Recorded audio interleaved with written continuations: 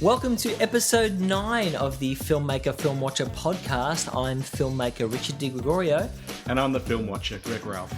And this episode, it is a boys' night in. We're predominantly talking about action films. We're both boys, it's night, we're inside. So the films we're going to discuss tonight are Die Hard. Yes, followed by Cliffhanger. Followed by a Bond, which was The Spy Who Loved Me. So Greg, tell us about Die Hard. Okay. It's Christmas in Los Angeles, and New York cop John McClane, Bruce Willis, arrives in town to visit his estranged wife, with the Christmas name of Holly, played by Bonnie Bedelia, at the headquarters of the Nakatomi Corporation. But John is not the only one dropping in on their Christmas party.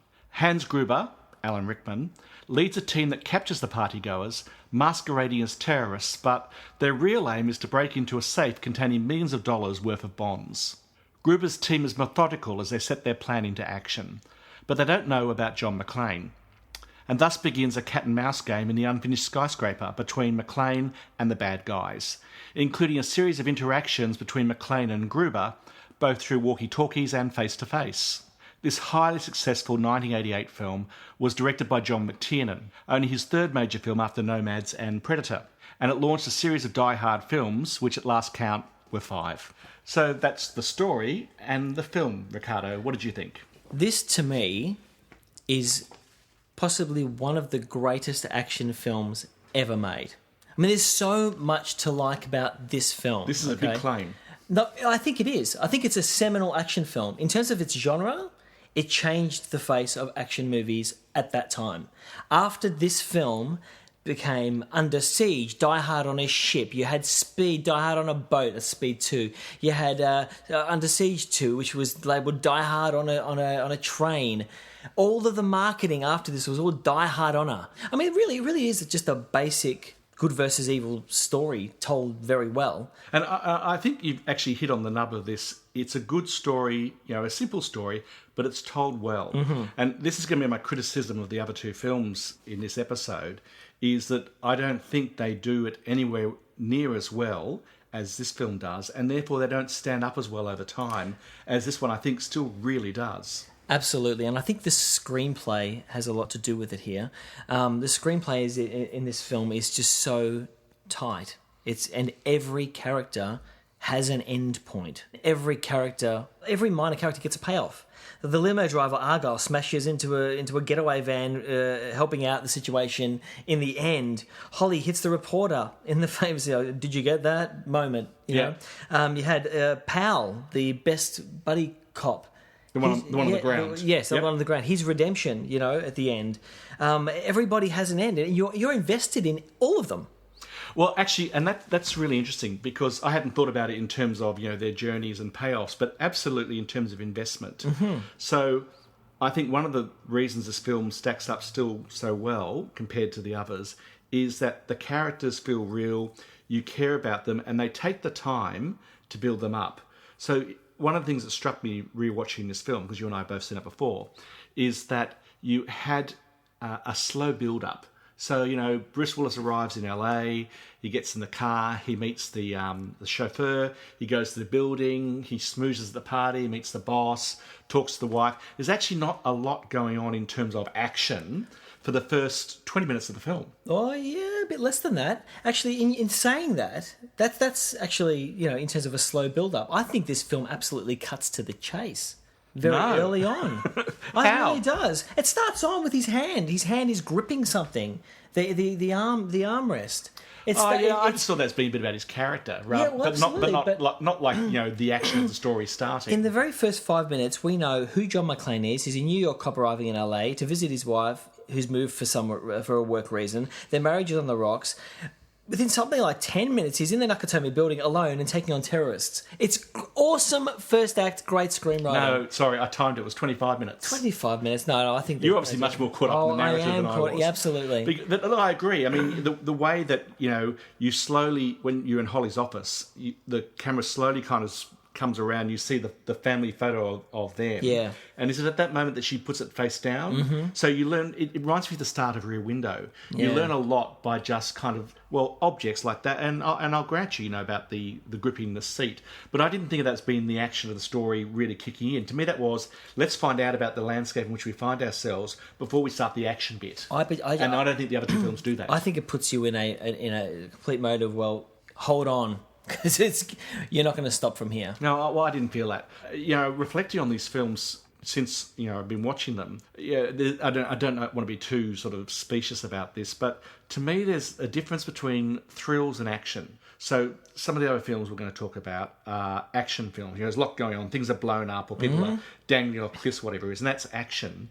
But the thrills come, I think, when you actually care about the people who are in the heart of that action. And this is what it does, and this one does it well. Absolutely. So well. I mean, even the Nakatomi building is a character. Yes. Okay, it's claustrophobic feel. It's instrumental in the suffocating situation of the protagonist, of John McClane, that he finds himself in. He's trapped, and you get that sense of claustrophobia throughout the film. And also the way that, this one, because in the end it's really, maybe not one set, but it feels like one set, which moves between being very high-end polish, for the late 80s, and these unfinished kind of spaces that, have, beams and computer banks and whatever else, but are very lonely spaces in the heart of the city.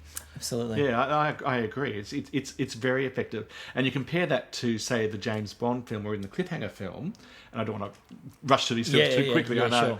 But they're films that are big locales, big wide open spaces, and that's much more typical of an action film. You mentioned speed, so the bus or the Speed 2, the speedboat or whatever else, these are things that are fast-moving or wide-open exotic places. This isn't. This is a building. Mm-hmm. And I think you're right, it was quite a different approach. And I think even with the characterizations, you look at the character of Ellis, I think he epitomizes just the time, the excess of that time of the 80s.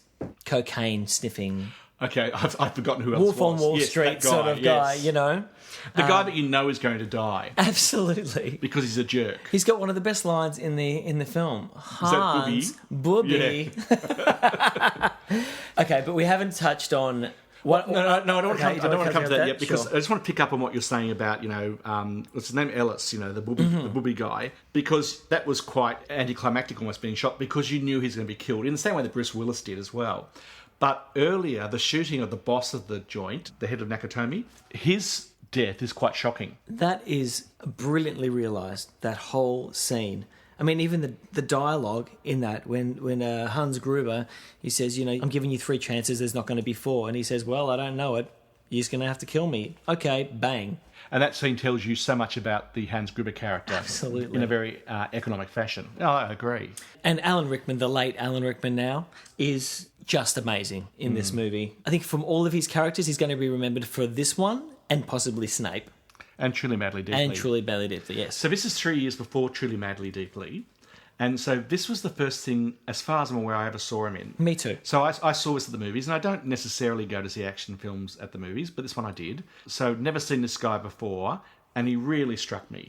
3 years later, I go to the movies to see Truly Madly Deeply. Absolutely struck by both the lead, actually all 3 leads in that film.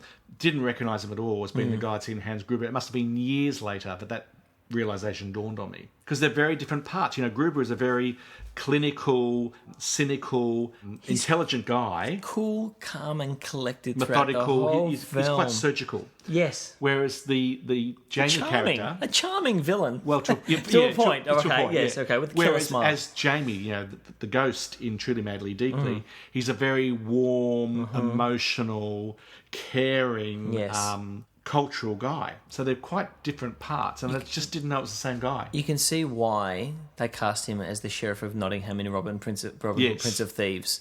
And I thought he was the best. And I understand that, one of the things about when he made Robin Hood, Prince of Thieves, is he workshopped a lot of his lines and so on to make the character what he was, and quite a funny character. And again, that's what I like about what happens in this film, that Hans Gruber is quite a well-rounded character, particularly for the bad guy, and he's allowed to be funny. So there's a bit when they're listing their demands to the FBI. It's all totally made up. They don't care about this stuff. Yes. And he goes through a list of, 2 or 3 terrorist groups, and he mentions Asian Dawn. And when he finishes, one of the other bad guys says, Asian Dawn. He says, I read about them in Time magazine. Yes. It's funny. Or when the FBI turns up, there are two agents, one black, one white. They're both called Agent Johnson, and they look at the other cop, and say, no relation. There's just this little throwaway stuff all the way through. That's right. That James Bond is funny and sometimes tries to be funny because of the sort of throwaway one-liners, particularly when somebody dies. Cliffhanger is not a funny film. This is a genuine, action on the edge of your seat kind of film. Thriller. Thriller, in that definition I gave it a moment ago.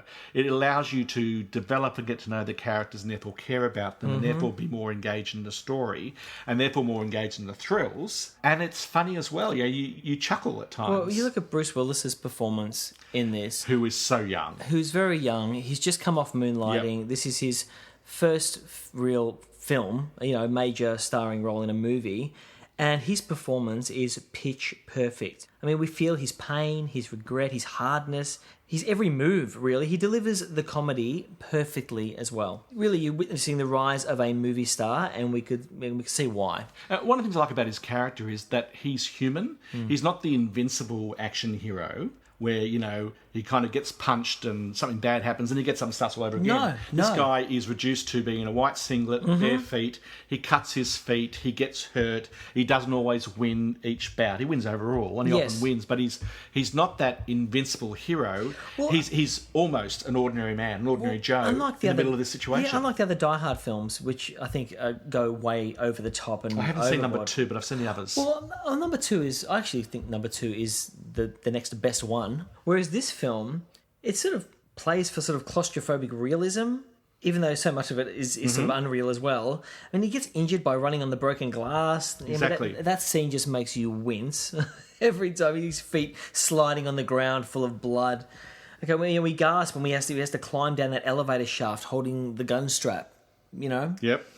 Scenes Although I like have to that. say, I've seen the elevator shaft scene done so many times since. I think that's lost a bit of its kind of novelty punch. But I know what you're saying. In terms of the buddy cop friend in Pal, Yep. I think that is an amazingly brilliant character realised and written. We're with him all the way. The stories they tell to each other, they open up to each other in desperate situations, over walkie-talkies, is just fantastic. And another thing about investing in these characters, when they finally see each other at the end of this movie... Yes. We feel the way they are feeling. Yes, but that's interesting because one of the scenes I love is where Gruber and McClane meet face to face. Yes, yeah. Where Gruber knows who McClane is. Oh, that's a classic. McClane either doesn't know who Gruber is or he's not letting on that he does. Oh, he does. Well, no, we don't know.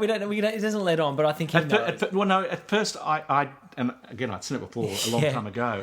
At first, I didn't think he did, and then I thought he had a dawning realisation. Then he did that little test with the names on the board, which Gruber passes with flying colours. He does, Not sure how. I think it illustrates, again, he's a very methodical guy. He's done all his homework beforehand. But you've got this lovely kind of moment in the story that I don't know if I've seen in another action film where the good guy and the bad guy meet, and it's not kind of, I'm going to beat you, no, I'm going to destroy the world and destroy you kind of thing. It's actually a relatively human interaction where you don't understand that if they both know who the other is because of the relationship built up over the film through the walkie-talkies. It's a really clever build-up to a really great moment in that film. It only lasts, 3-4 minutes? Yeah, but it means so much. It's about the clever writing. Great writing. The intelligence. Absolutely. The other thing about watching this film that struck me is this film is now, almost 30 years old.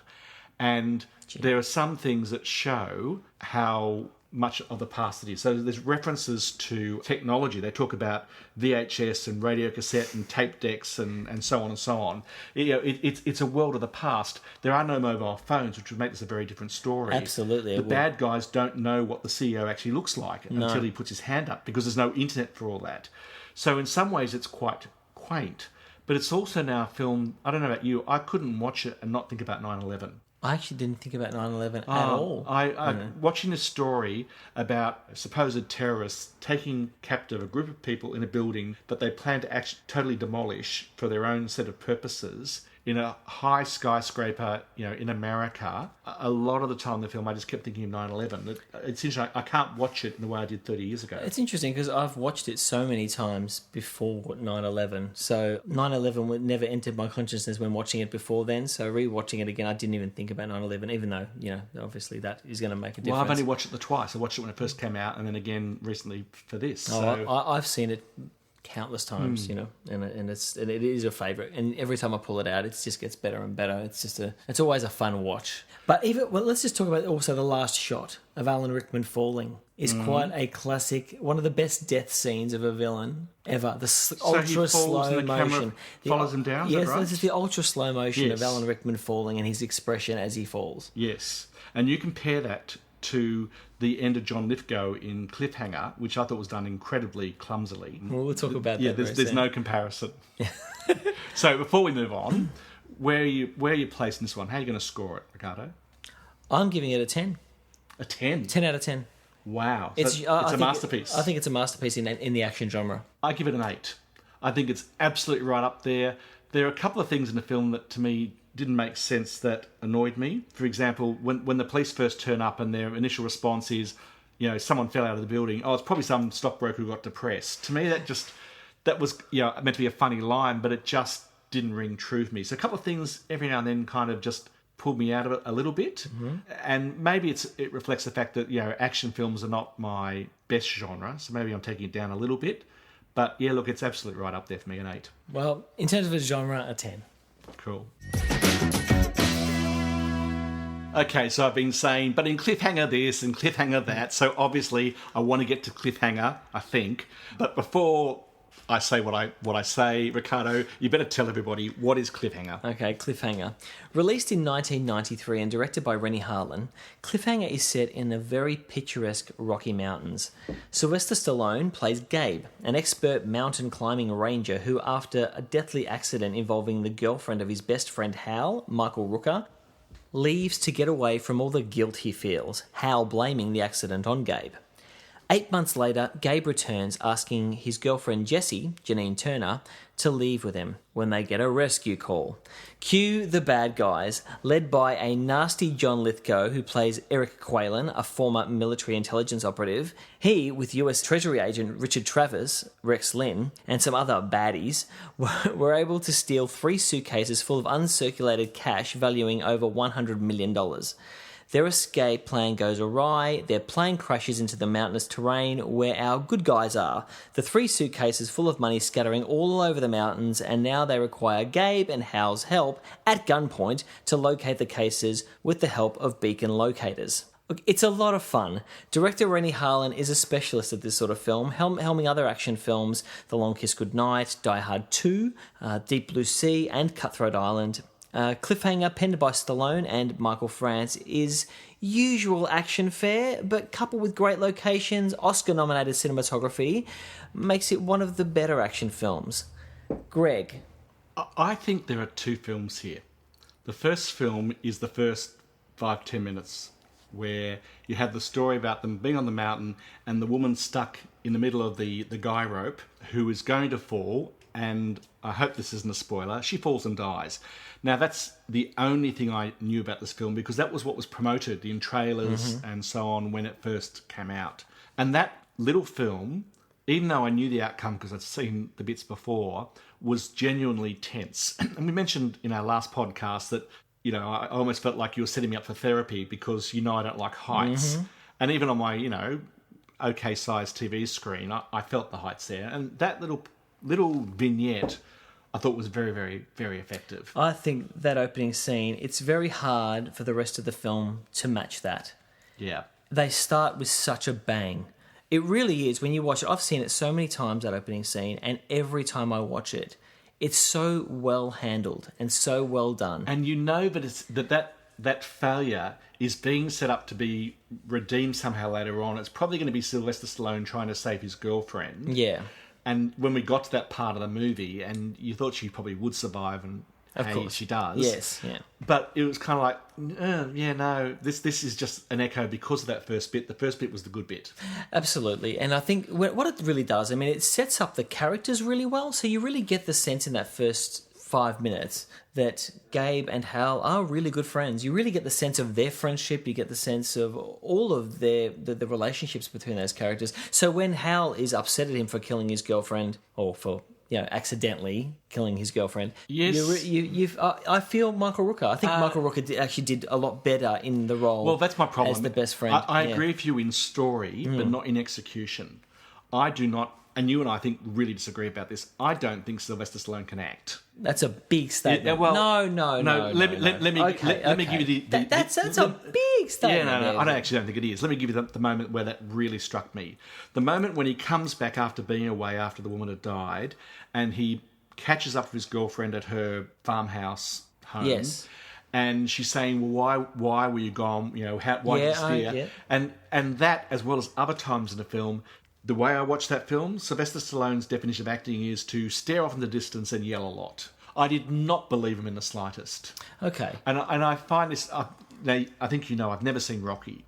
Haven't seen Rambo, so I haven't seen some of his career highlights. Which are great performances. I can't comment, yeah. But when I do see him on screen, I'm sorry, I don't think he can act. I think Sylvester Stallone is one of the most talented people in Hollywood. I think But I don't think much of Hollywood. No, I really do. I think the man can write, he can direct, he can act, and he's done. I suspect he can write and direct. I don't have a strong opinion on that, but I don't think he can act. Oh, I think he can. I think yes, there are films which have been less so, and I think you've probably seen the ones where most people would say, "Oh, not a great performance," or so-so. But in the Rocky films, he's phenomenal. In Rambo: First Blood, he's great. And in this, do you think he was acting? In Creed, he was wonderful. In this. Look, I think he actually did quite well in this. I don't think he did badly at all. I disagree with the performance aspect of this one. I thought he was fine. Impressively fit for a 47-year-old. And I'm older than 47. I thought that was really amazing, some of what he was doing, that quite clearly he was doing. Well, apparently... But being a stuntman and acting are not the same thing. I know that, but he...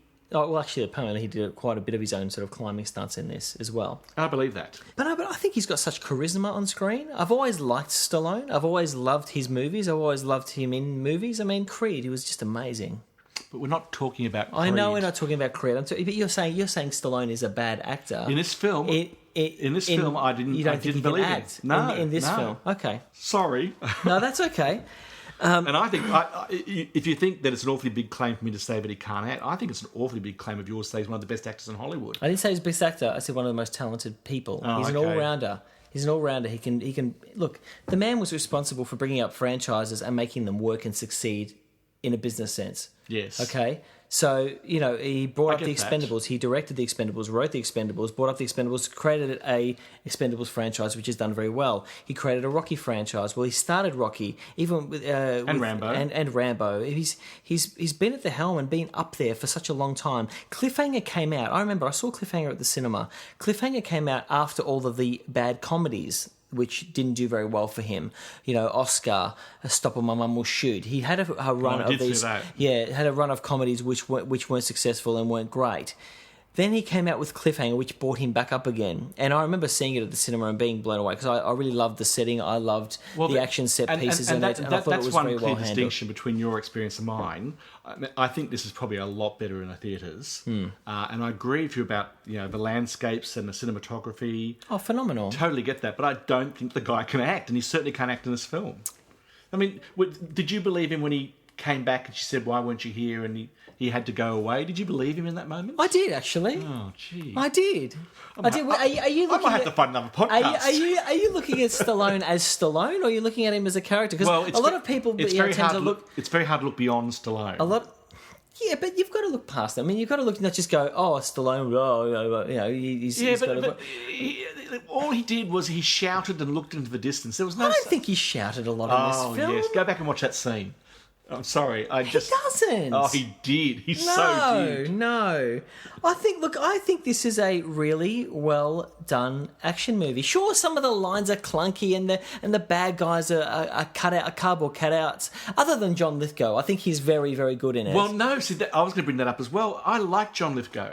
I watched him in whatever... Don't tell me you didn't like him in this film. Whatever season he did in Dexter, it was fantastic. And I haven't seen And I Dexter. loved him. The first time I ever saw him was as Robert Roberta in The World According to Garp. Yeah. which I thought he was fantastic in. The man can act. And when he came on as the bad guy, I thought, oh, good, John Lithgow. I've watched Alan Rickman, now I'm going to watch John Lithgow. And when I make a few notes as I'm watching these for the podcast, and I wrote down, John Lithgow, great as the villain. And then, no, I actually thought he was very one note through the whole film. I don't know if he thought he was doing, controlled sociopath, but I started off being glad he was there and then thought, oh no. And then his death scene on the helicopter, which is one of a couple of clumsy scenes in the film, the other one being the bat attack. Yes, the bat attack is quite... It just clunks, it's not realised well. You can see, the strings, you can see the artificiality of it. Yeah. And so his death scene on the helicopter, compared to the one of Alan Rickman that you mentioned before, chalk and cheese. It really is. So I was disappointed. They have a fight on the helicopter, at the very end. Which is obviously a Bond kind of stage set. Yeah, look, I never minded the sequence of him up on the mountain and the helicopter coming down is fine, but when the helicopter drops and and you see sort of the zoom, it looks clunky and it looks very studio-ish. It does. It looks fake and even the explosion looks quite fake. So I agree with you there in that death. Even when I first saw it, I thought, oh, that looks weird. It just pulls you out a little bit. It does. More than a bit, I think. Yeah. But do you know who I was pleased to see in it? Caroline Goodall. Do you know her, the Australian actress? Yes. As the female pilot. Yes, that's right. I thought, because she pops up in these strange places. Yeah. And she's always just, not a showy, just a believable, intelligent, decent performance. She did the same here. And the bit where she was shot caught me by surprise. Yeah. There's a few great lines in here, which John Lithgow does say. I think he gets all the best lines and actually delivers them very well.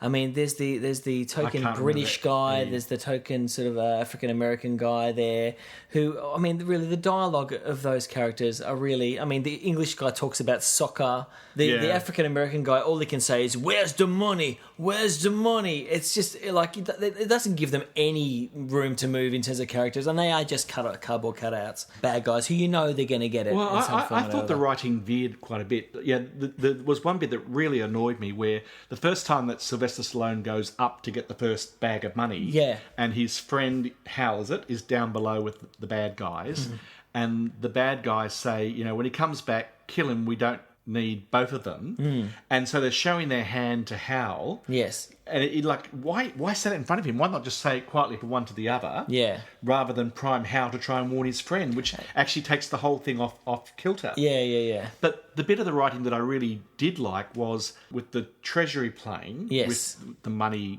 bags and so on.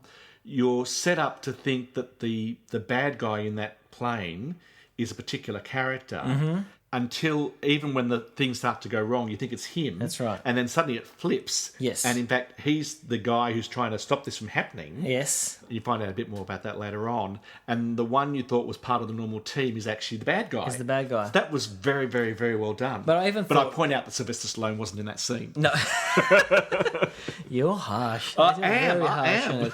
Very harsh on it. But that's all very well done. But I think Rex Linn, the guy who plays Richard Travis, who's that US Treasury agent, who we think is the good guy, who turns bad. Yes. When he turns bad, is very one note all the way through as well. Yeah. And really, I didn't really like his performance that much in it. But with John Lithgow, when the one line which he says in it, which is really great, because it does veer from like great lines to what was that line?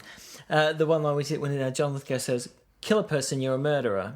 Kill a million and you're a conqueror." I felt like I'd heard that before somewhere. But then you've got Stallone burning the money and going, "Costs a fortune to heat this place." There's those daggy 90s trying to be funny comedy lines. And both these films, Cliffhanger and Die Hard, they have an awful lot of swearing in them. They do. This has got a lot of swearing. I don't want to be a prude about this, but I was a bit surprised because I didn't remember it from Die Hard. But to me, it felt like that when they swore, it belonged to the storyline and the characters. Yes. When they swore in Cliffhanger, I felt like they were swearing because by putting swearing in, it kind of made it more dramatic or manly or something. And I got very tired of it. I remember when I first saw Cliffhanger, and I remembered thinking, as a teenager, I was 93, going, wow, there's a lot of F words in this. And there is. There's a lot. Yeah. There's a lot. It's like a Tarantino film. They're constantly saying the F word quite a lot. And it does. When you notice it, It means there's too many. And in Die Hard, I mean, there was... haven't counted, Yeah. how many times I said an naughty word. But I became aware of it because...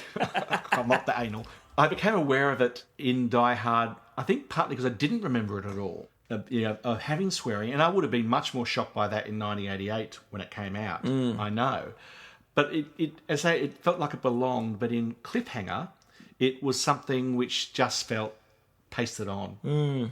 Well, look, in terms of, I think the action set pieces are all very well constructed and very well blocked, and I think the direction of the scenes are very well done. I think Rennie Harlan's a really competent action director. But what are you going to give it? I'm really surprised. Well, what do you think I'm going to give it? I don't want to guess. Because, I mean, you don't like Stallone. I disagree with that, but I think... See, my problem with this is that I believed in Bruce Willis and I believed in the relationship that Bruce Willis had with Bonnie Bedelia. Yes. I didn't believe Sylvester Stallone. I didn't believe in his relationship with the woman, Janine the girlfriend. Turner. Well, actually, I think she does look a little bit lost in this film, a little bit. I think she comes across as, what am I doing here? A little bit of the time. And the key scene between him and her, when he comes back, for me, just so didn't work. I just didn't believe it, and so I just didn't buy into the whole thing. So for me, 6. It's a bit better than sort of, middle of the road because I recognise the value of the cinematography. Mm-hmm. I also recognise the fact that I'm not watching it on a big screen, which is not how it's meant to be seen. Yeah. So, 6. And for you? Look, I really... It's a bit of a guilty pleasure for this one for me. I really enjoyed this film. I mean, I really enjoyed it back when I first saw it at the cinema, and it's been one I've really liked going back to. So I'm going to give it a 7 on those grounds. I thought you'd be kinder. Oh, really? No, not at all. I think there are clunky moments in it, and I think there are moments I agree with you about. Not Stallone, but I quite like it as a good genre action film. So I'm giving it a 7. So now we're going into 007 territory with a Bond film, The Spy Who Loved Me. And this is your confession because you had never seen a James Bond film pre-Daniel Craig. No, like a full James Bond. I'd seen bits, like I said in the last podcast. I'd seen a bit of Octopussy, I'd seen tiny bits of Goldfinger, I've seen tiny bits of Dr. No, but never a full Bond film pre-Daniel Craig. Well, let me tell you about The Spy Who Loved Me, and then we'll see how you went. A megalomaniac billionaire wants to take over the world.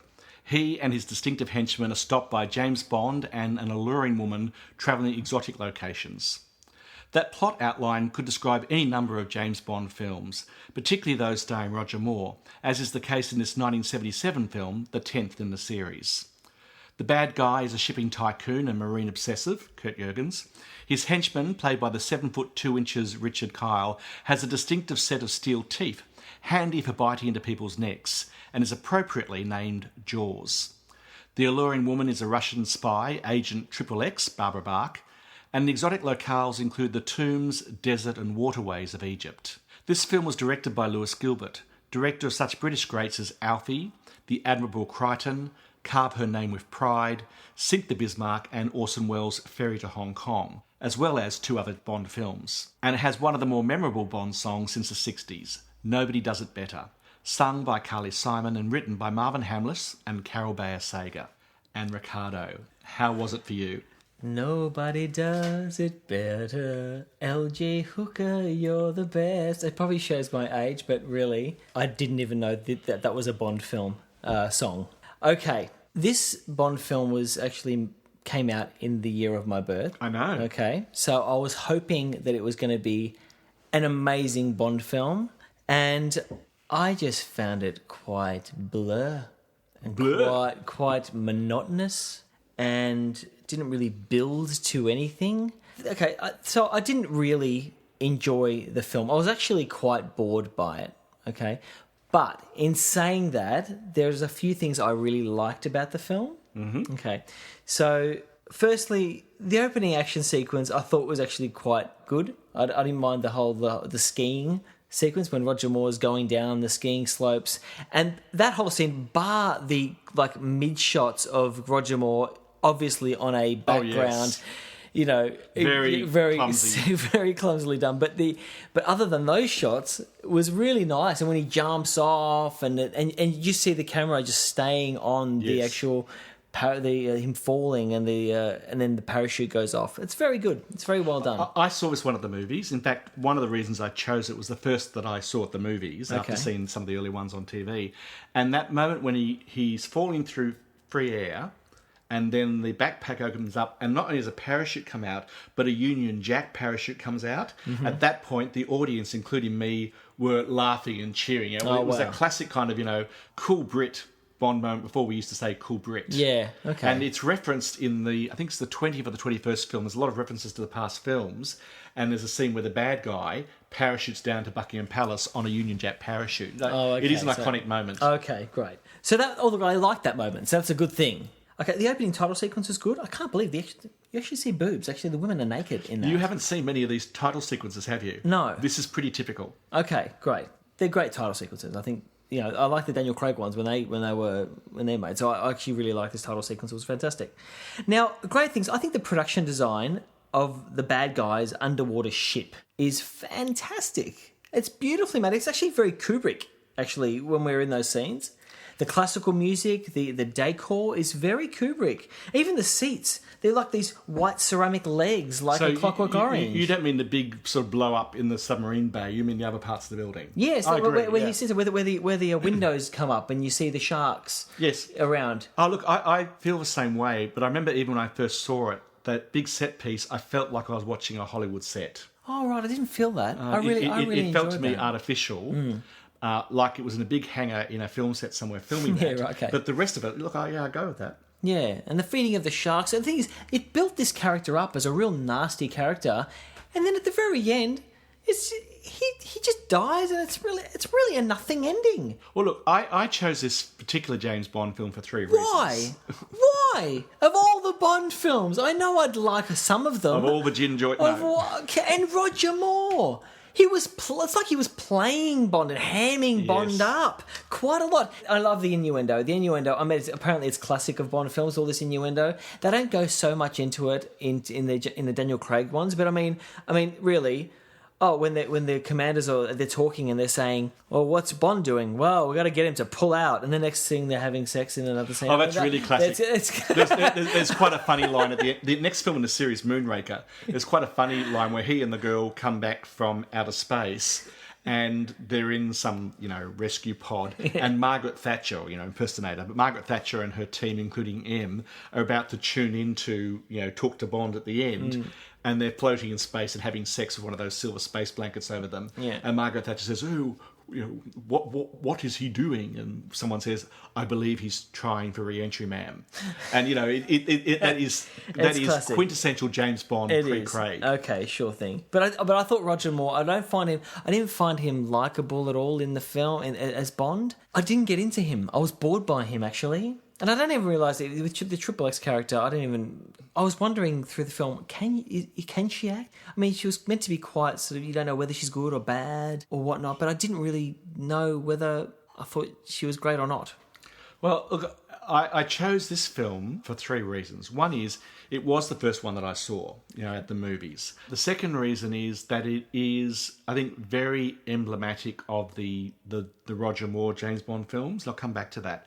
And the third reason is that I remembered the Barbara Bach character, Agent Triple X, as being like an interesting thing because she was a strong equal to James Bond from the other side. But in fact, when I sat down to watch it, I couldn't believe that I had that impression because she is such a passive character all the way through. I don't think she's much of an actor either, actually. But she's such a passive character all the way through. She's very pretty. Yeah, well, in that classic James Bond girl kind of way. Yeah. But she actually doesn't do much. The only thing she really does is when they're in the underwater submarine car, she's the one who flips the switch that makes the oil slick come out and then drop the bomb that blows up the bad guys. And it's the only thing she does, and it's to lead up to a joke about the fact that she stole the plans 2 years prior.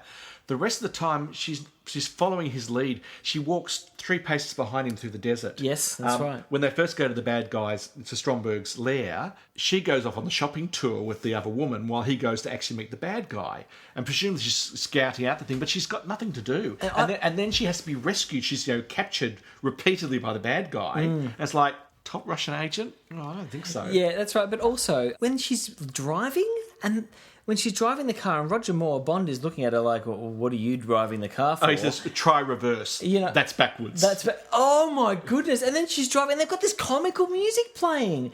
And then the car breaks down and he looks at her and they even put a little ting on a little smile he does. I'm like, this is so bad. Like, women can't drive, can't you tell? Well, I remember it as being, what? something in the 70s when we had women's lib, coming up. It's pretty bad. And I seem to recall that maybe the marketing was around, Bond has a female equal. Just nothing. I was almost horrified that I had this very false memory of what she was in the film. She just doesn't do anything. I liked a little bit when you first meet her where you're supposed to think that the man in bed with her is Agent Triple X and it's actually her. That was a nice little kind of switch. It was, but also the bit when she blows the smoke in his face as well. And that's one of the bits I really remember, that, that she was did something quite clever there to disarm him. Yeah, I quite found that good. That's about it. And also, Jaws is a great villain. Jaws is, and he's, as far as I know, he's the only bad guy to appear in more than one Bond film. And this is something I wanted to talk about, that this film came out in 1977, I think 2 years after Jaws, the Jaws film came out, and you got this James Bond film that's set around sharks and the idea of Jaws and so on. And at the end of the film, they say James Bond is coming back in For Your Eyes Only. But in fact, he didn't. That was the second next film. The film in between, Moonraker, which came out in about, I think, 1979, came out on the back of Star Wars that came out in 77. Right. And I think these two films are films that they're really in the flow of James Bond. It's Roger Moore. Roger Moore's first couple, Live and Let Die, The Man with the Golden Gun, were more serious films. And I think this is where the franchise started to go off the rails a bit. And these two films were very much caught up in what was happening around them in Hollywood and trying to follow a trend rather than be James Bond. Okay. And I think it shows to a degree in this one. It really shows in Moonraker, but they both have the Jaws character. And spoiler alert here, in the Moonraker film, Jaws actually becomes a more sympathetic, almost good guy. He is the henchman, the lead henchman to Hugo Drax, who's the bad guy. And the story is very similar to this. Both are going to destroy the world and start a new colony, one underwater, one in outer space. But it's the same idea. And in the end, part of the comic thing is that the Jaws character gets matched up with a bit of a geeky-looking blonde girl who's about half his height, and he gets to live happily ever after. That's extraordinary for a Bond film because he was so popular in the first film. But that doesn't typically happen. And he's a good, strong character. He's probably the strongest thing in the film, even though he doesn't actually say much. Yeah, he doesn't, but he's a great villain. He's fantastic. He looks amazing. Just in terms of directorially as well, I thought it was quite boringly shot, even though it has amazing locations in Egypt. I mean, I think the locations are wonderful. That's one of the things I remember very strongly from when I first saw it. It was the first time I'd ever seen anything like a sort of Lumiere show like they do at the pyramids in the film. So that was a new concept to me. I was very taken with that. The idea of the bit where the first guy is killed by Jaws in that tomb, to me, felt very Hammer horror. The set was almost, it felt a bit like a film set, and you had this kind of looming bad guy over the guy. Am I just imagining he was wearing a fez, but this character, and kind of looming, threateningly over him, and then kind of biting his neck like a vampire. I felt like I switched from a travelogue to a Hammer horror film, but I liked those scenes, and Egypt, not the desert scene so much, but the waterways. Yeah, they and are. Then I lost interest. But I think they're boringly. I think the whole film is boringly shot. They're just pretty much pan shots, straight shots, and the film doesn't really build like a thriller. And Stromberg or is an actually action, a very passive character too, like an action film should, or a Bond film should. There's no real build to a great crescendo. I mean, you look at something like Charade, has a great tense moment at the end, or anything Hitchcock. Anything Hitchcock or whatnot, it has a great start, and it builds to a crescendo, to a climax. This just didn't have it. It was sort of stayed the same way throughout the whole film. And then you hit the end, and then you were like, oh, okay. Well, who in the characters in the film, which character is much of a dynamo? James Bond is arch and unnecessary flippant, and I found him a bit repugnant at times. One of the bad guys who Jaws kills in the nightclub, out by the phone booths. Yeah. When Bond finds his body, he puts a sign over it saying "out of order" and moves on. And it's like complete disregard for human life. I know he's meant to kill people, and this guy was a bit of a bad guy. He was dealing in secrets, but that complete disregard and the flippancy towards women and other things. it really struck me this time. Barbara Bach is a passive character. Richard Cole is a fun character, but he doesn't say much because of his teeth. And Stromberg, I think, is one of the most passive Bond villains in the whole series. He doesn't actually do much. He doesn't do much at all. He basically says, kill them. And then just gets killed very easily at the end. Yeah, and is missing for a big chunk of the climax. A lot of it. It becomes this explosion extravaganza, and where a lot of the good guys are getting killed for no great reason. When they're shot by the bad guys, it just kind of when Jaws goes to bite the neck of his victims, it's quite hilarious because he takes a long time. I know, and they just kind of cower and wait. They wait for him to bite. It's quite hilarious. He just sort of sits there and goes, "Oh." But that's why it's a bit like a Hammer horror film, and it's funny, two bad guys prior to this, Christopher Lee was the bad guy. Yeah. Maybe he had a legacy. I was laughing. I was quite laughing. But it was like the Hammer horror film where you're kind of waiting while Dracula kind of comes in towards you and paralysed with fear. Yeah. Even the tech, I mean, all the Bond films have great tech in them. And when Q, I love that moment when you're seeing Q and they're in that, their factory, which they're testing things. They're always one of the highlights of those films. They're great. And all the little things happening in the background, like the tea tray that slides down and beheads somebody. That is one of the greatest sequences of the movie, I think. And the weapon ideas are being explored that are just not going to work, like the billowing cushion that has the spring coil in it. Yeah, that's right. Yeah, you can see it's a dumb idea, and that's part of the joy. But even at the very beginning, when he gets the message and it comes out of the watch, and there's his watch sends messages via tape. At the very beginning. Almost like a demo label. Yeah, I like a label. But I mean, you do have to love the gadgets. And again, I do. This, and maybe in the absence of other things, but you love the gadgets. So the submarine car, right. That was an absolute linchpin of the advertising campaign at the time. And I read only last week that the original car has been bought by one of the founders of Tesla, and he wants to make it actually work. Of the Tesla cars and so on, and actually make it a true submarine car. So that was very iconic. You've got, as you say, the Dymo label or watch, whatever it was.